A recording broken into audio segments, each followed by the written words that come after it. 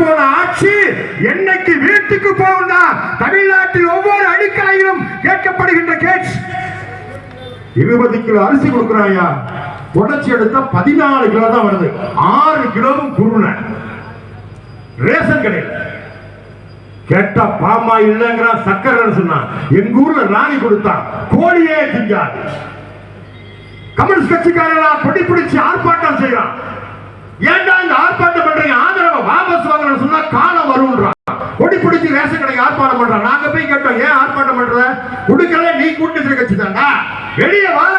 சோத்துல கை வைக்கிறான், உணவில் கை வைக்காத, சாப்பாட்டுல கை வைக்கிறாமா. இத்தனை குடும்பங்கள் தெரியுமா வெளியில் சொல்லாமல் தன் பிள்ளைகளுக்கு சாதத்தை கொடுத்து விட்டு நீராகரத்தை சாப்பிட்டுக் கொண்டிருக்கிறாங்க. ஆரோக்கியம் இப்ப பாருங்க, நாங்கெல்லாம் 10வது படிக்கும் போது இந்த உயரம் இருந்தோம். இப்பெல்லாம் 10வது படிக்கிறப்ப இந்த உயரம் தான் இருக்கிறான். சரியான ஆகாரம் இல்லை, சரியான பாதுகாப்பு இல்லை. மருத்துவமனைக்கு போனா மருந்து இல்லை. வலது காலில் பிரச்சனை சொன்னா டாக்டர் இடது கால வெட்டுறான். நெஞ்சு வலின்னு சொன்னா சின்ன பையன் குஞ்சமணி எடுத்து விட்டான். உதயநிதி ஸ்டாலினுடைய அவன் ஹாஸ்பிட்டல்ல போறான். யாரு?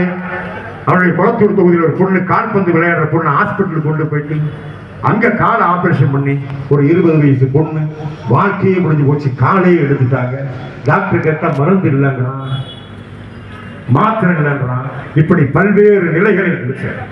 பல்வேறு நிலைகளில் அடித்தட்டில் நீரில் இருந்து நிலத்தில் இருந்து எல்லா நிலையிலும் பாதிக்கப்பட்டிருக்கும். எந்த வழிகளும் இல்லாத நிலைக்கு இந்த நாடு தள்ளப்பட்டிருக்கிறது. எதிர்கட்சிகள் ஏன் என்று கேள்வியில் கேட்டால் பொய் வழக்கு.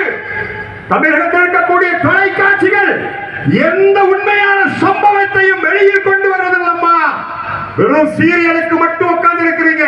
சன் டிவில, கருணாநிதி டிவிலையும் டிவி சீரியல் பார்த்தா அந்த குடும்பமே தெருவுக்கு வந்துடும்.